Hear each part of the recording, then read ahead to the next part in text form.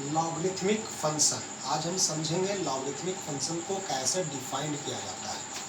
देखिए, if a is greater than 0 and a is equal to not 1 then fx is equal to log x with base a। इसको पढ़ेंगे कैसे, log x with base a। कहने का मतलब है कि a का वैल्यू 1 इक्वल नहीं होना चाहिए और x का वैल्यू जो होना चाहिए वो ग्रेटर देन 0 होना चाहिए, तब हम इस लॉगरिथमिक फंक्शन को डिफाइन कर सकते हैं। अगर हमारे पास डोमेन की बात करें, डोमेन मतलब होता है कि इनपुट क्या क्या वैल्यू हम पुट कर सकते हैं, और रेंज का मतलब होता है कि आउटपुट क्या वैल्यू मेरे पास आ सकता है। तो अगर log x की डोमेन की बात करें, जो ये x है, x का वैल्यू जो हम है 0 से इन्फिनाइट तक पुट कर सकते हैं। ठीक है, 0 नहीं पुट करेंगे, log 0 का वैल्यू जो होगा अनडिफाइंड आ जाएगा। ठीक है, तो इसलिए हम लोग log 0 पुट नहीं करेंगे। log 0 का वैल्यू अनडिफाइंड हो जाता है।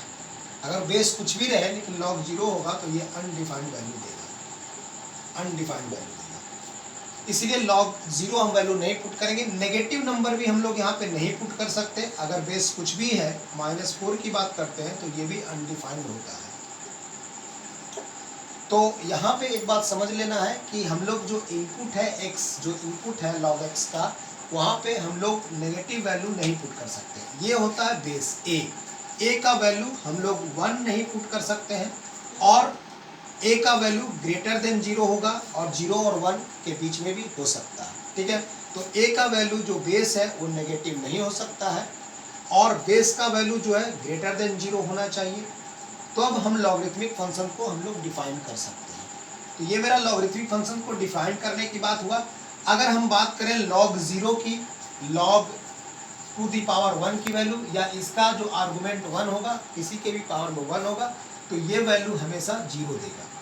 हम लोग इसको कैसे कैलकुलेट करते हैं, कैलकुलेट कैसे हम लोग समझते हैं, जैसे आप देखिए, अगर हम लोग ये बात करें कि टू दी पावर x, ठीक है, एक्सपोनेंशियल फंक्शन है logarithmic function. Exponential function logarithmic function का इनवर्स होता है।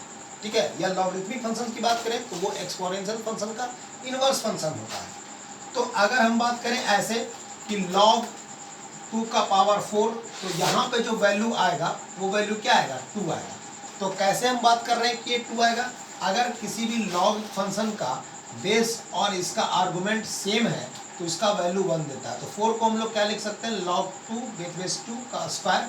ये स्क्वायर जो होता है वो बाहर आ जाएगा, log 2 विथ बेस 2 ये हो गया। तो ये log 2 का पावर 2 इक्वल टू 1 होगा। मतलब कहने का मतलब कि अगर log में a है, बेस भी a है, आर्गुमेंट भी a है, बेस भी a है, तो ये वैल्यू हमेशा 1 देगा। तो इस बात को लॉगरिथमिक फंक्शन को समझिए कि उसका दोनों सेम होगा तो उसका वैल्यू 1 देगा। अगले बार में हम लोग इसके प्रॉपर्टी के बारे में डिस्कस करेंगे। नेक्स्ट क्लासेस में हम लोग इसके प्रॉपर्टी, लॉगरिथमिक की प्रॉपर्टी के बारे में डिस्कस करेंगे। होना चाहिए वैल्यू, एक्चुअल वैल्यू क्या पुट कर सकते हैं, उसमें हो गया ये रेंज हो गया जो आउटपुट आपका आ सकता है, और ये डोमेन हो गया मतलब इनपुट आप क्या क्या लॉगरिथमिक में डाल सकते हैं।